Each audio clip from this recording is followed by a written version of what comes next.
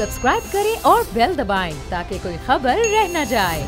तवज्जो फरमाइए, हमारे प्रोग्राम का मकसद हरगिज़ किसी की दिल आजारी नहीं और हमारे स्टाइल से आपका या किसी इदारे का मुत्तफिक होना भी कतई जरूरी नहीं। कमजोर दिल वाले हजरात दूर रहें, सियासी कारकुन दिल थाम कर देखें, सियासतदान हजरात जरा फासला रखें वरना प्यार हो जाएगा। कहीं पे निगाहें कहीं पे निशाना, यही है भाई अंदाज हमारा, समझ तो गया होगा। रिमोट कंट्रोल बच्चों की पहुंच से दूर रखें और अगर तबीयत ज्यादा खराब हो जाए तो हमसे रुजू करें। ईमेल एड्रेस समझ तो गया होगा @mittu.com।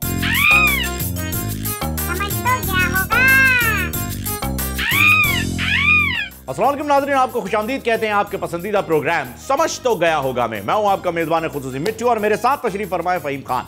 नाज़रीन, आपने देखा होगा कि कुछ रोज पहले तुर्की के सदर तैयब उर्दुगान साहब पाकिस्तान के दौरे पर आए और बड़ा ही यादगार और खुशगवार वो दौरा हुआ। हम आपको उस दौरे की कहानी, असल कहानी, हकीकी स्टोरी आपके सामने लेकर आएंगे। वो हुआ कुछ यूं कि जैसे ही तैयब उर्दुगान साहब एयरपोर्ट से निकले तो सामने एक गाड़ी में उनका इस्तकबाल करने के लिए वज़ीर आज़म साहब मौजूद थे, जो कि किफ़ायत शौरी की मुहिम के तहत खुद गाड़ी चलाकर लाए थे और सदर को उस गाड़ी में बिठाकर खुद ही ले गए। सदर ने देखा कि गाड़ी की फ्रंट सीट कैसी होती है, क्योंकि पहली मरतबा उन्हें फ्रंट सीट पर बैठने का मौका मिला। वो बड़े खुश हुए और खुशगवार माहौल में उन्होंने इमरान खान साहब की तरफ तंजिया नज़र से देखा कि ओह इतनी बड़ी गाड़ी है, तुम तो कह रहे थे पैसे नहीं है। इमरान खान साहब ने यह नज़र भाप ली और उन्हें बताया कि मैं तो जानी रोज साइकिल पे आता हूँ, हॉलैंड वाले की तरह। हाँ, अपना साइकिल जिंदाबाद, एक्सरसाइज की एक्सरसाइज और किफ़ायत शौरी की किफ़ायत शौरी। आज ये गाड़ी खुसूसी तौर पर पड़ोसी से मांग कर लाया हो, जिसका नाम जहांगीर तरीन बताया, हमें नहीं मालूम क्या नाम है।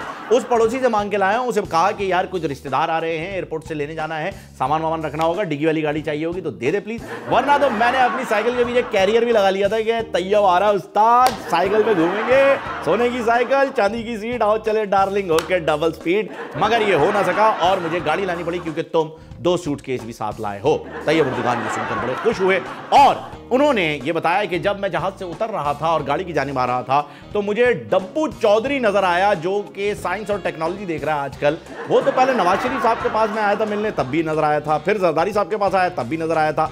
अब ये तुम्हारे साथ क्या कर रहा है? जिस पर इमरान खान साहब ने कहा कि हाँ, वो पहले उनके साथ होता था मगर नहाता नहीं था। हमने उसे एक ऐसी वॉशिंग मशीन में डाला है कि गालिब का मिसरा उस पर फिट हो गया, धोए गए हैं ऐसे कि बस पाक हो गए। और अब वो पीटीआई का एक पुरजोश नौजवान और नुमाइंदा है। ये सुनकर तैयब उर्दुगान और खुश हुए और उन्होंने कहा कि 50 लाख घर मैं बनाऊंगा, जानी तू नहीं बनाएगा, तेरे कांधे पे कितना बोझ है, आ तेरे कांधे से बोझ मैं उतार दूं और 50 लाख घर मैं बना दूं। बस ये सुनना था और इमरान खान साहब ने दोबारा गाड़ी एयरपोर्ट की जानिब मोड़ी, जहां पर एक प्राइवेट जेट खड़ा था जो कि उनके पड़ोसी का है। पड़ोसी का नाम हमें नहीं मालूम, जहांगीर तरीन हो सकता है, क्या नाम है हमें नहीं मालूम।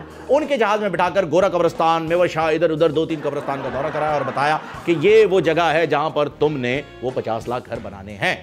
तैयब उर्दुगान ने फिर इमरान खान साहब से सवाल किया कि यार ये तो ठीक है, घर भी बन गए, 1 करोड़ नौकरियां दे रहा था तू जानी, उसका क्या हुआ? अभी कोई अपडेट नहीं आई, खबर वबर नहीं सुनने में आई। तैयब उर्दुगान के इस सवाल को समझ लीजिए इमरान खान साहब ने एक हतक आमेज रवैया समझा और उन्होंने यूटिलिटी स्टोर के बाहर लगी हुई तवील कतार दिखाते हुए उसे कहा कि ये देखो, ये हैं वो लोग जो कि अपना अपॉइंटमेंट लेटर लेने आए हैं, लाखों की तादाद में, हजारों की तादाद में। दर हकीकत वो लोग आटा देखने आए थे कि कैसा होता है। सुना है यूटिलिटी स्टोर के ऊपर आटा दिखाया जा रहा है, आए आटे के दीदार करें और हम भी आटे से दुआ करें कि काश हमारे लिए भी हक में बेहतर और आटा हमारे हक में भी किसी तरीके से आ जाए। खैर, इसके बाद रात के खाने का वक्त हो गया और लंगर खाने पर इमरान खान साहब तैयब उर्दुगान को ले गए। वहां सब ने बैठकर बड़े ही जोश व खरोश के साथ लंगर तनावुल फरमाया और उसके बाद जब तैयब उर्दुगान साहब तुर्की वापस जा रहे थे तो जाते जाते सदर साहब से भी मुलाकात की, अपने दांतों के कीड़े दिखाए। सदर साहब ने बताया कि हाँ, आजकल भी मैं दांतों के कीड़े ही देख रहा हूं। समझ तो गया होगा। और नाज़रीन, जहां पूरी दुनिया परेशान है कि चीन से निकला हुआ कोरोना वायरस, किस तरीके से इस वायरस पर काबू पाया जाए, किस तरह से इसका एंटीडोट तैयार किया जाए, आज तक दुनिया के किसी भी साइंटिस्ट को इस बारे में कामयाबी नहीं हुई। जबकि इंडिया के एक पंडित जी ने यह बात साबित कर दी है। बेसिकली वो पंडित नहीं है, वो दिखते पंडित जी जैसे है। वो सुबह सुबह में योगा नहीं करा रहे होते, हाँ वो वाले, एक टांग उठा के यहाँ रखो, एक टांग उठा के वहाँ रखो, दोनों टांगें उठा के यहाँ रखो, ऐसे वैसे जो वो योगा करा रहे होते हैं ना, वो तो उन्होंने कुछ कहा है, वो सुनिए जी। तो मैं ये कहना चाहूँगा अपने इस शुभ चिंतक भाई से कि जनाब आप सबसे पहले तो इस गांव मूत्र को जो है वो मोदी जी पर टेस्ट कीजिए, क्योंकि जितने भी वायरसेस हैं आजकल उन्हीं के अंदर घुसे हुए हैं। अगर वहां से अप्रूवल आ गया तो फिर हम इसे चाइना पहुंचा देंगे, आप बेफिक्र रहिएगा, फिर इसकी जिम्मेदारी हमारी। लेकिन पहले टेस्ट होगा मोदी पर। समझ तो गया होगा। और नाजरीन, तमाम सोशल मीडिया यूज करने वाले लोग हो जाएं होशियार, क्योंकि हुकूमत ने निहायत ही चालाकी और खामोशी के साथ सोशल मीडिया कंट्रोल करने वाले नए कवानीन बना लिए। ना सिर्फ बना लिए बल्कि वफाकी काबीना से इनकी मंजूरी भी ले ली है। यानी कि वेबसाइट पहले से बंद थी, अब जो आप यहां पर गंदी गंदी बातें कर सकते थे उन पे भी टोटल पाबंदी लग चुकी है। अपना ख्याल रखिएगा। फेसबुक, ट्विटर और दीगर सोशल मीडिया पर अपनी मर्जी से अब आप कुछ नहीं लिख सकते, क्योंकि अगर नए कवानीन के तहत वो गवर्नमेंट को पसंद नहीं आया तो उसे डिलीट कर दिया जाएगा और हो सकता है कि आपकी आईडी भी सस्पेंड कर दी जाए। इसीलिए अब आप फेसबुक पे या ट्विटर पे या किसी भी सोशल मीडिया राब्ते की साइट पर कुछ नहीं लिख पाएंगे। दीवारों पर ऑलरेडी मर्दाना कमजोरी के इलाज और रंग गोरा करने वाली क्रीम ने घेरा बना रखा है। अब बंदा लिखे तो क्या लिखे? मैं तो कहता हूं अब जमाना आ गया है वही वाला नोटपैड खरीदने जिसके ऊपर सीनरी बनी हुई होती थी, नीचे 2 कबूतर और इधर साइड में लिपस्टिक से होठों का निशान बनाकर आप लव लेटर लिखें और भेजते जाए। बस अब यही रहेगा और आप कहीं कुछ नहीं लिख सकते सिवाय इस लव लेटर। मॉल हर जगह भी, मोहल्ले में, शहर में, इलाके, हर जगह फेंकते हुए जाए, तो और कहीं तो लिख नहीं पाएंगे ना आप। समझ तो गया होगा। और नाजरीन, आजकल के दौर में बसंत पर पाबंदी लगा दी गई है। दफा 144 आयद कर दी गई है, नो मोर बोकाटास फॉर द ईयर। लेकिन एक दौर ऐसा भी था जब बसंत बड़े ही जोर शोर से मनाई जाती थी। और उस दौर में मनाई जाती थी जब आप मांझा यूज किया करते थे। आजकल इस वजह से पाबंदी है क्योंकि मांझे की जगह स्टील की डोर, स्टील का एक पतला सा वायर यूज करने लगे हैं, जो कि जानलेवा भी साबित हो जाता है और आपके लिए बहुत ही ज्यादा नुकसानदेह है। तो जब मांझे से पतंग उड़ाई जाती थी उस जमाने में हमारे प्यारे प्रिय प्राइम मिनिस्टर जी किस तरह से बो काटे किया करते थे, आइए आपको एक यादगार फाइल फुटेज दिखाते हैं। फुटेज मैंने इसलिए कहा, वीडियो यूं नहीं कहा क्योंकि वीडियो के ऊपर फिर शहरियार आफरीदी साहब कहते ये तो फुटेज है। सर फुटेज ही है। नाज़रीन, बात यहां खत्म नहीं हो जाती। ये जो मैंने आपको वीडियो दिखाई है, इस वीडियो से हमें पता चलता है कि इमरान खान साहब की जो गुड्डी उड़ रही थी वो थी ब्राउन कलर की और लाल रंग की। ये कि इमरान खान साहब ने खुद इस वीडियो में कहा। और जिस पतंग ने इनकी गुड्डी को काटा उसके कलर से लाल, हरा और सफेद। अब आप खुद ही समझ लीजिए कि इतने साल बाद क्यों बन रही। समझ तो गया होगा। नाज़रीन, काफी अरसे पहले भारत में एक फिल्म बनाई गई थी जिसमें हीरो को एक दिन का सीएम बनाया गया। इसी फिल्म की स्टोरी से मुतासिर होकर पीटीआई ने भी एक इकदाम उठाया और इसहाक डार के घर को एक दिन के लिए पनाहगाह में तब्दील कर दिया गया। बड़े ही जोर शोर के साथ इस पनाहगाह में बेड लगाए गए, लोगों को रखा गया, रजाइयां दी गई, तकिए दिए गए। और ऐन उस वक्त जब लोग अपनी नींद के उस लेवल पे थे जब आधे से ज्यादा लोग ड्रीम में सुसु करने के लिए निकले हुए थे और बकाया आधे लोग क्या कर रहे थे वो हम बता नहीं पाएंगे, उस वक्त उन लोगों को उठाया गया और कहा गया पायाण उड़ जाओ, हुण शो मुक गया। हमने जो करना था वो कर दिया है, अब हकीकी तौर पर हमें बाहर निकाला जा रहा है, आप लोग भी बाहर आ जाएं। अब उनका क्या होगा हमें कुछ नहीं पता, लेकिन मेरी गुजारिश है इमरान खान साहब से कि अब आप उन्हें बनी गाला में पनाह दे दें, क्योंकि इसहाक डार साहब का घर 4 कनाल का और बनी गाला 300 कनाल पर वाक़ एक छोटी सी झुग्गी है।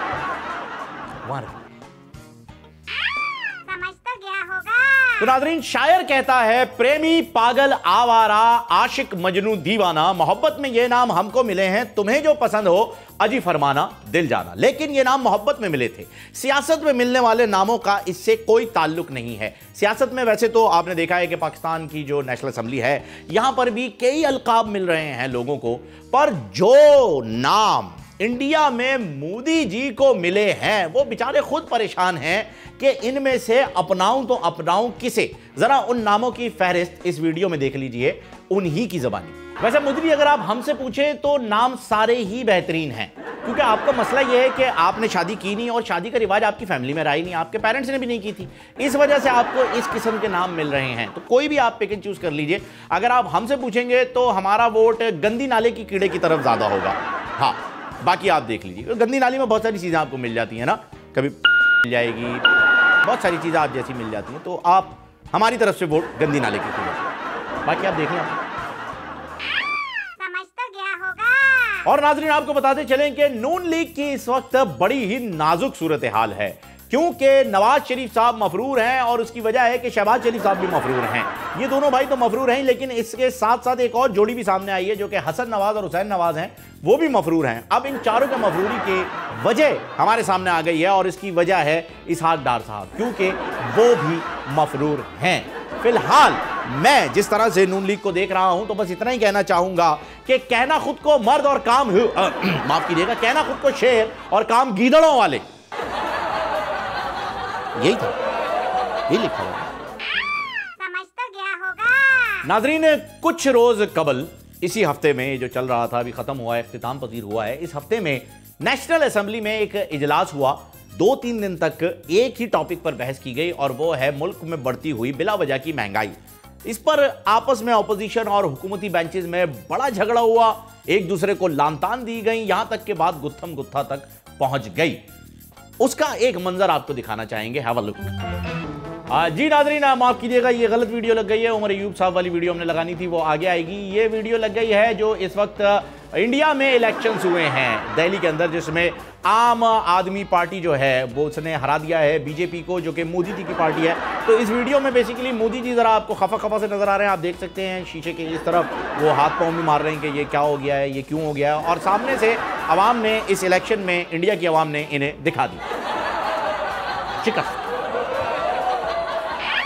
समझ तो गया होगा। और नाजरीन, कौमी क्रिकेट टीम के नसीम शाह ने बांग्लादेश के खिलाफ बड़ी जबरदस्त बॉलिंग की और 3 विकेटें लेकर हैट्रिक करने में भी कामयाब हुए। इनकी इस कामयाबी के बाद साबिक सीएम सिंध जनाब कायम अली शाह साहब ने उनके लिए खुसूसी पैगाम भेजा है। उनका कहना है कि मैं हरीम शाह को सिर्फ 16 साल की उम्र में 3 विकेटें लेने पर खिराज तहसीन पेश करता हूं। सर हरीम ने सर वो तो शेख रशीद, फयाजुल हसन चौहान और शाहीन आफरीदी, वो अलग गेम है cricket. Naseem Shah sir game कर लेते हैं। चलो समझ तो गया होगा।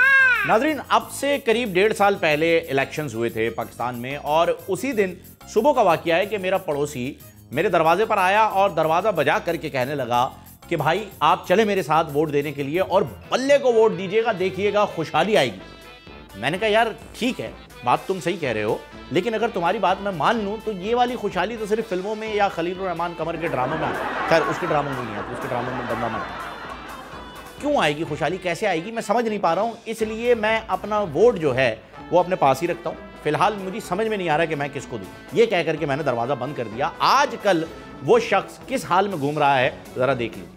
और नाजरीन, तहरीके इंसाफ के रहनुमा अमीन गंडापुर साहब की एक तस्वीर सोशल मीडिया पर काफी वायरल हो रही है। वो उस तस्वीर में कंचे खेल रहे हैं, आप देख सकते हैं, स्क्रीन पर भी आपको नजर आ रही होगी इस वक्त। इस तस्वीर का बड़ा मजाक उड़ाया जा रहा है, बिलखुसूस पटवारियों की जानिब से। क्यों भाई, कंचों से तो हम सभी खेलते हैं, मेरा मतलब बचपन में हम सब ने ही कंचों से खेला है, तो फिर उसका मजाक उड़ाने की क्या जरूरत है।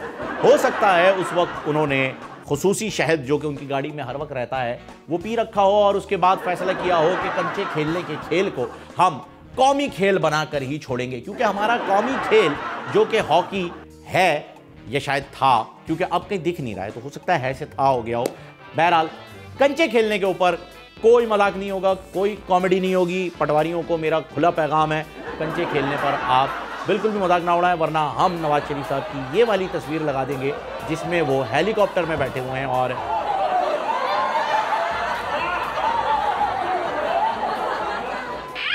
समझ तो गया होगा। और नाजरीन, मुल्क में कबड्डी का वर्ल्ड कप जोर शोर से जारी है और मुकाबले भी बेहतरीन तरीके से हो रहे हैं। हमारी बात पर अमल करते हुए सियासतदानों ने भी कबड्डी खेलना शुरू कर दिया, लेकिन किसी मैदान में नहीं बल्कि मुल्क की नेशनल असेंबली में ही ये कबड्डी का मुकाबला हो रहा है। इस मुकाबले की फुटेज दिखाने से पहले मैं आपको बताना चाहूंगा कि आपने देखा होगा कि अक्सर जब झगड़ा होता है तो आपकी गैदरिंग में कोई ना कोई एक ऐसा बंदा जरूर होता है जिसकी बेस पे आप लड़ने जाते हैं कि यार ये संभाल लेगा, भाई रऊफ भाई हमारा रऊफ भाई संभाल लेंगे, या अपने साथ जो है शीदा संभाल लेगा। ऐसे कुछ लोग होते हैं, पीटीआई में भी ऐसा एक शख्स है जिसका नाम है फवाद चौधरी। जनाब के भरोसे पर लोग फड्डा करने निकल आते हैं, लेकिन उमर अय्यूब साहब के साथ क्या हुआ जरा देखिए। आगे से ये सब कागज मत मिलाएं, ये देखें आपस में एक दूसरे के साथ गुतम-गुता ना होए। आगा रफीउल्लाह साहब अपनी जगह पे जाएं, आगा रफीउल्लाह साहब अपनी जगह पे जाएं।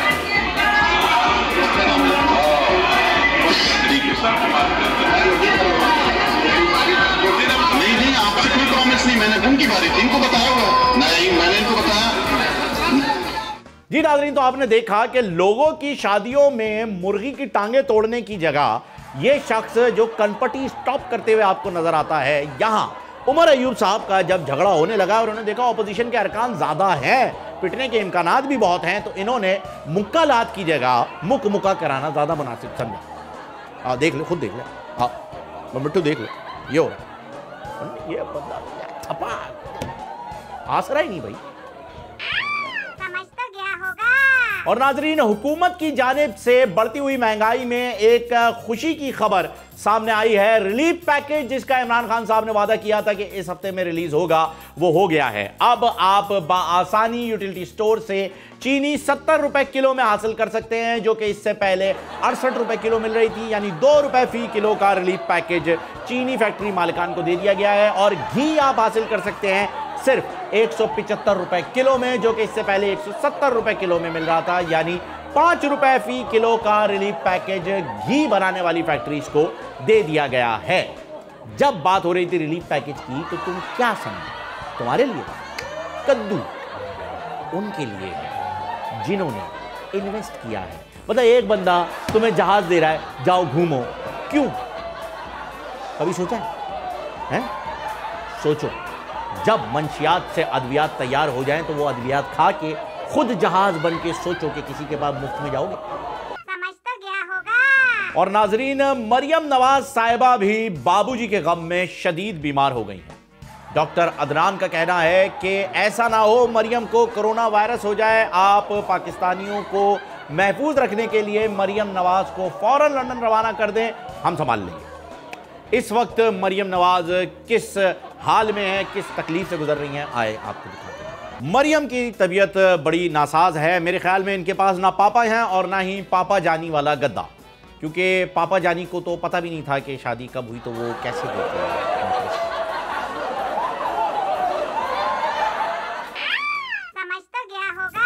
नाज़रीन, बात कर लेते हैं वज़ीर आज़म जनाब इमरान खान साहब की, लेकिन उस वक्त की जब ये ऑपोजिशन में थे, धरने के दिन चल रहे थे और मैं कवरेज पर निकला हुआ था। मैंने देखा कि खान साहब कंटेनर पर बैठे हुए हैं और बार बार अपने मोबाइल को देखकर बड़ा सा मुंह खोले जा रहे हैं।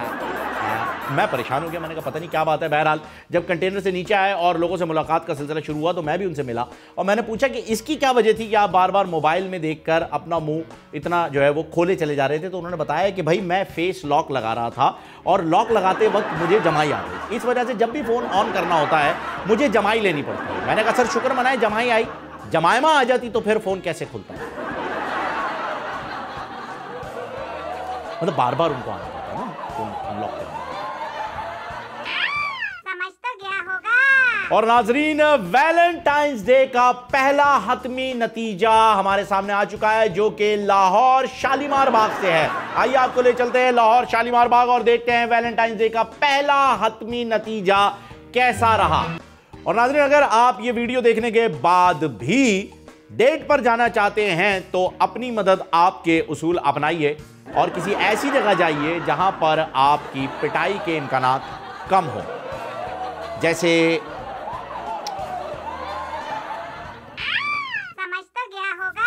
और नाजरीन, हमारे खित्ते में बिलखुसूस सब कॉन्टिनेंट में पाकिस्तानी कौम ही एक ऐसी कौम है जो कि अपनी रिवायात को हमेशा फॉलो करती है और उनसे कभी भी दूर नहीं हुए।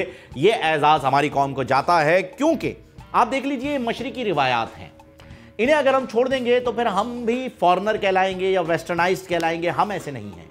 मियाँ बीवी में जितने भी इख्तिलाफात हों, जितने भी लड़ाई झगड़े हों, पर बच्चों की पैदाइश का तसलसल कभी भी टूटते हुए आपको दिखाई नहीं देगा।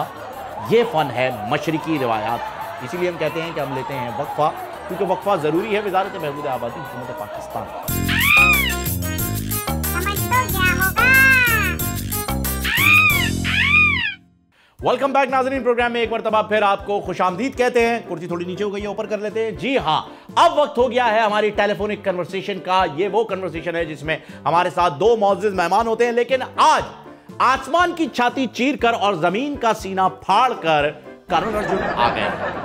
एक है राम तो एक लखन हमारे साथ मौजूद है। आज वो दो अनमोल रतन जिनके बारे में पूरा पाकिस्तान परेशान है कि कब आओगे, कि घर कब आओगे, लिखो कब आओगे, कि तुम बिन राय वंड सूना सूना है। जी हाँ, सही पहचाने आप।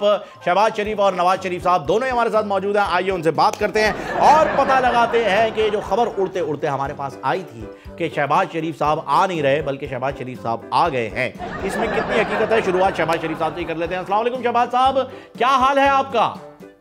जी बहुत बहुत आपका जो है जनाब शुक्रिया। मैं आपके प्रोग्राम में मैं ये जानना चाहूँगा, कोई दोशीज़ा, कोई खातून मेज़बान क्यों नहीं होती है? हमेशा आपसे ही बात करना पड़ती है। यकीन जानिए बड़े भाई साहब की कसम खा के कहता हूँ, आपसे बात करके पूरा मूड ही ख़राब हो जाता है। ऐसा लगता है जैसे आपने सीयू पे खड़े होकर भुट्टे का ऑर्डर किया हो और वो भुट्टा जल गया। सर, वो समी इब्राहिम साहब का प्रोग्राम है, वहाँ पर खातून एंकर होती हैं। यहाँ पर ये सारी जिम्मेदारियाँ मुझे ही दी गई हैं, कम खर्च वाला नशीब। आपसे ये जानना चाहूँगा, आपने इतनी मरतबा कहा कि मैं अपना नाम बदल दूंगा, ये ना हुआ, मैं अपना नाम बदल दूंगा, वो ना हुआ, तो किस नाम से पुकारूं, क्या नाम है तुम्हारा?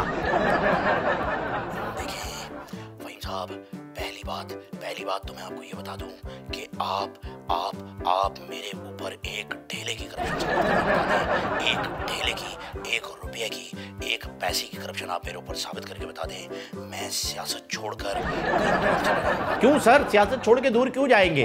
अगर आपके ऊपर करप्शन साबित हो जाती है तो अदालतों का सामना करें, जेल जाए अगर साबित हो जाती है। आप सियासत छोड़कर भागने वाला राह फरार क्यों इख्तियार करने की बात करते हैं? हमेशा यही सवाल लेकर हम जाएंगे बड़े मियाँ साहब के पास और उनसे भी पूछेंगे कि क्या हालात हैं और कैसी तबीयत है उनकी, कैसे मिजाज है सर आपके? अल्लाह ताला के फजलो करम से फहीम साहब, मैं आपको क्या बताऊं, दर्द दिल, दर्द जिगर, दर्द कमर और दिल मेरा दर्द का गोदाम बन के रह गया। आदमी मैं खास था, आम बन के रह गया। आपको सुनकर बड़ा ताजुब होगा, अभी डॉक्टर अदनान आए थे, उनसे मैंने कहा क्या हुआ, मरियम नहीं आई क्या? उन्होंने मुझे बताया अभी तक इन जालिमों ने मरियम को छुट्टी नहीं दी। मैं आपके तवज्जुह से पूरी पाकिस्तानी आवाम को ये कह देना चाहता हूँ कि दिल लेना खेल है दिलदार का, जैसे नाम ना लो इमरान का, इमरान भी झूठा, इमरान भी झूठा। देखो मुझको दिल वालों, खाया है धोखा मैंने तब्दीली के वार का। मियाँ साहब, आपकी इस बात को मैं यही कह सकता हूँ, ये बड़ा पुराना गाना है सर, प्लीज़ किसी बातें मत करें। ये बताइए कि आप पाकिस्तान कब आ रहे हैं? और शहबाज शरीफ साहब को आपने कहा था कि जा सिमरन जी ले अपनी ज़िंदगी, यानी चले जाओ पाकिस्तान और वहाँ जा कर के सियासी मामला देखो, उसमें कितनी सदाकत थी? मैंने कब कहा शहबाजे को? तुम पागल हो गए हो? शहबाज अगर वहाँ गया उसको तो उन्होंने जेल में डाल देना है। तुम क्या समझते हो? मेरा दिल बड़ा साफ है शहबाज की तरफ से। हाँ, ये और बात है कि वो मुझे जेल में देखना चाहता था, लेकिन मैं बड़ा भाई होने के तहत मैं कभी उसे पाकिस्तान नहीं भेजूंगा। खुदा ना खास्ता, अल्लाह ना करे मेरे मुंह में खाक, अगर उसने पार्टी की सरबराहियत इख्तियार कर ली तो मैं कहाँ जाऊंगा? मरियम कहाँ जाएगी? हमारे छोटे छोटे बच्चों को कौन देखेगा? देखें फहीम साहब, मैं आपकी तवज्जो इस जानिब मरगूब कराना चाहूँगा कि मैं पाकिस्तान वापस आ रहा हूँ और इस बार जब मैं आऊँगा इंशाअल्लाह ताला आ गया ते छा गया ठा करके। और मैं आपको बता दूँ कि मैंने आते ही लाहौर को पेरिस बना देना है, कराची को मैं इस मरतबा लंदन बनाऊँगा, फैसलाबाद को हमने वेनिस बनाना है और इसके साथ साथ पेशावर को हम स्पेन बनाएंगे क्योंकि वहाँ पर अलाव हो गया है।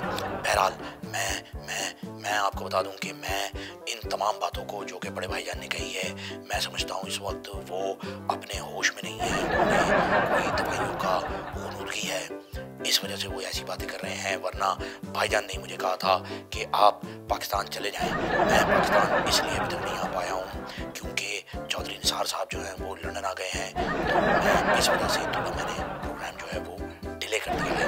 जी बिल्कुल, मैं भी यही पूछना चाह रहा था कि चौधरी निसार साहब आ गए हैं और मियाँ साहब ने उनसे मुलाकात भी नहीं की है। न्यूज़ आई है कि आपने मिलने से मना कर दिया है। मियाँ साहब, क्या वजह है, क्यों आप चौधरी निसार साहब से नहीं मिलना चाह रहे?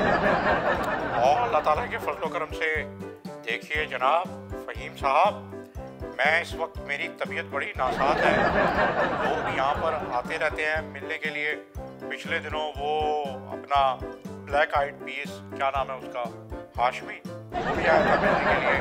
मैं लेकिन तबीयत की नासाजी की वजह से मुलाकात करने से कासिर रहा। अभी मेरे करीबी साथियों ने मुझे बताया कि अगर आप चौधरी निसार से मिलेंगे तो फिर हम आपसे कुट्टी कर लेंगे, और मैं इस वक्त इस कंडीशन में नहीं हूँ कि मैं उन्हें नाराज़ कर सकूँ, क्योंकि मुझे अक्सर ट्रिप लगी होती है। कभी किसी कमबख्त ने उसमें कोई टीका मिला दिया तो इस जाने पानी से कूच कर जाऊँगा। इस डर से मैं उन्हें नाराज़ नहीं कर। जी बिल्कुल मियाँ साहब, हमने चौधरी निसार साहब का भी जो है वो मौक़िफ़ इसमें शामिल करना है, इसीलिए उन्हें भी टेलीफोन लाइन पर ले लिया है। आइए उन्हीं से बात करके देख लेते हैं कि सर ये क्या हुआ, ये कैसे हुआ, कब हुआ, जरा प्लीज इस पर रोशनी डालिएगा। और जनाब स्पीकर, आपकी तवज्जो इस जानिब मरहूब कराना चाहूंगा कि जवानी जाने मन हसीन दिलरुबा मिले जो दिल जवां निसार हो गया, और निसार ने होने के बाद बड़ी जानिसारी के साथ पॉलिटिक्स में कदम रखा।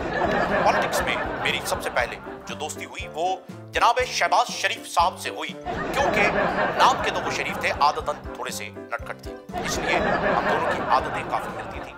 और जवानी के दिनों में हमारी दोस्ती कुछ इस तरह से हुई कि जब मैं रास्ते से जा रहा था और भेलपूरी खा रहा था, तभी उन्होंने मेरी गाड़ी देखकर मुझे बीन कहकर छेड़ना शुरू किया। जब उन्हें पता चला कि मैं बीन नहीं बल्कि निसार हूं, तो उनकी और मेरी दोस्ती अमल में आई। बहरहाल जब हमारी दोस्ती हो गई तो नवाज शरीफ साहब को बिलखुसूस मैं कहना चाहूंगा, मेरे बड़े मोहसिन रहे हैं, बड़ी खटकने लगी।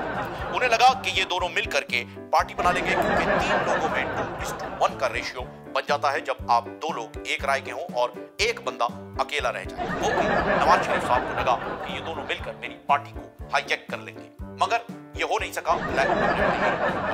फुल प्रूफ तरीके से बनाया था, लेकिन गालिबन मियाँ साहब ने एक मरतबा फिर जो वोट को इज्जत दो वाला स्टेप था उसे स्टेप बैक किया और हमारे प्लान को फारिग कर दिया।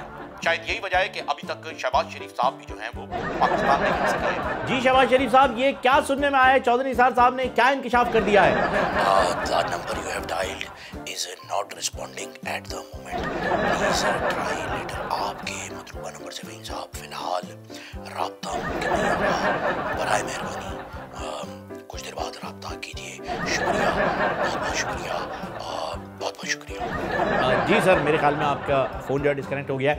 मियाँ साहब से इस बारे में पूछ लेते हैं। मियाँ साहब, क्या कह गए चौधरी निसार साहब? The number you have dialed is not responding at the moment. Please try later. आपके मतलूबा नंबर से अल्लाह के फजलो करम से फ़िलहाल राब्ता मुमकिन नहीं है फ़हीम साहब। बराए मेहरबानी कुछ दिनों बाद, महीने 2 महीने बाद राब्ता कीजिएगा। अल्लाह ताला खैरियत फरमाए, सेहत भी अता फरमाए, आमीन सुम्मा आमीन। नाजरीन, आपने देखा कि दोनों मौजूद मेहमानों की लाइंस जो हैं वो ड्रॉप हो गई और चौधरी निसार साहब अभी भी लाइन पे, उनकी लाइन हमने खुद ड्रॉप कर दी। आप तीनों का बहुत बहुत शुक्रिया। समझ तो गया होगा। और नाजरीन, पीपल्स पार्टी के चेयरमैन बिलावल भुट्टो साहब की नैब में पेशी हुई। 1.22 बिलियन रुपीस के बारे में उनसे पूछा जा रहा है क्या मामला है क्या नहीं, लेकिन बिलावल भुट्टो ने कह दिया है कि अगर मुझे गिरफ्तार किया गया तो जरदारी की दूसरी बेटी आवाज बनेगी, यानी आसफा। बहुत से लोग ये समझ रहे होंगे कि मैंने बिलावल साहब के बारे में कुछ कहा है। नहीं, पहली बेटी बखावर है, इस तरह से मैंने दूसरी बेटी कहा आसफा। जी हाँ, करेक्ट कर लीजिए अपने आप को। हर बंदे की सोच शेख रशीद साहब जैसी नहीं होती। हम ले रहे एक ब्रेक, क्योंकि वक्फा भी जरूरी होता है। वज़ारत बहबूद आबादी, हुकूमत पाकिस्तान कुछ भी सोचते रहते हैं, बेटे कुछ भी। समझ तो गया होगा। वेलकम बैक नाजरीन। प्रोग्राम में एक मरतबा फिर आपको खुशामदीद कहते हैं। नाजरीन, लेकर आए हैं एक अच्छी खबर, और वो अच्छी खबर है कि महंगाई खत्म करने के लिए हुकूमत ने 7 अरब रुपए मख्तस कर दिए हैं। ये अच्छी खबर हमने आज आपको ब्रेक कर दी है। आपको बताना सिर्फ ये था कि ये 7 अरब रुपए अगर 20 करोड़ की आबादी पर डिवाइड किए जाएं तो बनते हैं तकरीबन 35 रुपए। 35 रुपए सालाना महंगाई से बचने के लिए मुख्तस किए गए हैं एक एक बंदे पर। 35 रुपए, इसे अगर महाना लगाएं तो ये बन जाते हैं तकरीबन पौने तीन रुपए महीना। हाय मैं मर जावा कुछ खा के। 3.25 रुपए महीना हमें बचत मिलेगी भाई महंगाई पे। इसमें से आधे आप खर्च करें और बकाया जो रह जाते हैं उन्हें आप जमा करवा दीजिएगा बैंक में, ताकि जल्द ही आप अपने खुद के घर के मालिक बन जाए। 3.25 रुपए महाना। यस, अब हम लड़ेंगे अमेरिका से। 3.25 रुपए मिल गए मैं महाना। नाजरीन, आपके सामने एक पब्लिक सर्विस मैसेज लाना चाहेंगे जिसमें कुछ अलामात आपके साथ शेयर करना चाहेंगे। अगर आपके सर में दर्द है, या जिस्म में दर्द है, या नजर कमजोर हो रही है, या सांस लेने में दुश्वारी है, कमजोर यादाश्त का शिकार हैं, नींद में कमी हो रही है, चिड़चिड़ापन आ रहा है तबीयत में, या गुस्से की वजह से बैठे बैठे कहीं खो जाते हैं, तो जान लीजिए कि आपको कोरोना वायरस नहीं है, बल्कि आप शादीशुदा हैं। समझ तो गया होगा। नाजरीन, एक खबर आपके साथ शेयर करना चाहेंगे, असद उमर साहब के हवाले से है।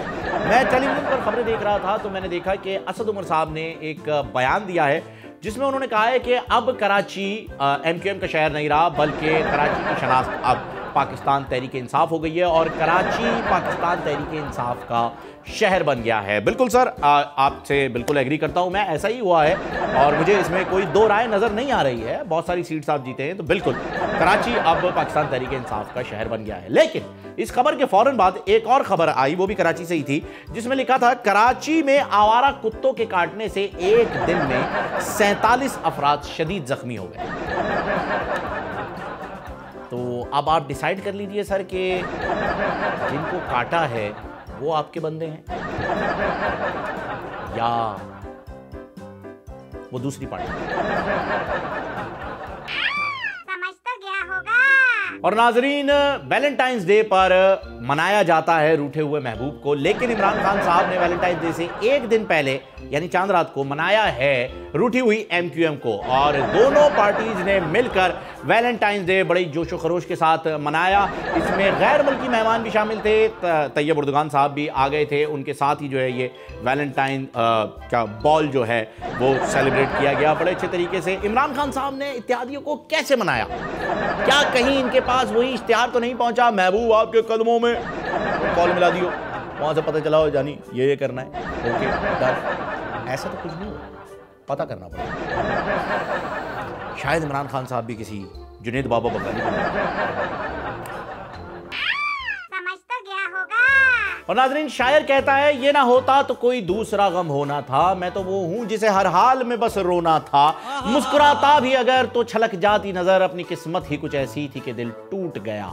ये शेर फिक्स आता है जनाब कादर पटेल साहब पर, जो कि MNA भी हैं और नेशनल असेंबली में क्या धुआंधार तकरीर की है, बेहतरीन। मतलब एक बंदे को, किसी को नहीं पता होता ना 10% कौन है, उन्होंने पकड़ पकड़ के बताया सबको, जरदारी साहब के बारे में मत बोलो।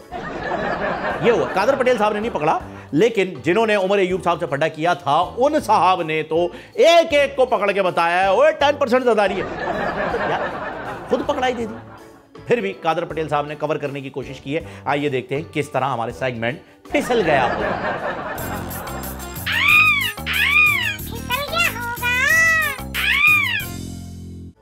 आप ये बात कर पहले अंडे की, फिर ये थोड़ा बकरी तक आ गए, फिर बोलते घास गाय से भैंस से दूध ज्यादा निकालो, कौन सा तरीका है भाई? बोलते इससे इकोनॉमी सही होगी। अभी और बात बोलते हैं हीरोइन चर्च की फैक्ट्रियां लगाओ, हूरों वाले इंजेक्शन लगाओ, खुदा के बंदो, वो तुम लोगों को हुआ क्या है? ये मईशत सही करेंगे? ये अंडे से शुरू हुए, चर्च पे खत्म हुए, इनको उड़े दिखती हैं, इनसे कोई पाकिस्तानी उम्मीद रख सकता है? सर, दवाओं की कीमत 500 गुना ज्यादा हो गई। इन्होंने इन्होंने दम दुरूद तावीज गंडे वालों से खुफिया मुआहदे किए हुए। इन्होंने सर आप समझते क्यों किए हुए? क्योंकि दवाएं महंगी हो तो लोगों पीर फकीरों के पास फूंके लगवाने चले जाएं। ये उनके साथ सेटिंग है। देखिए फिसल गया होगा।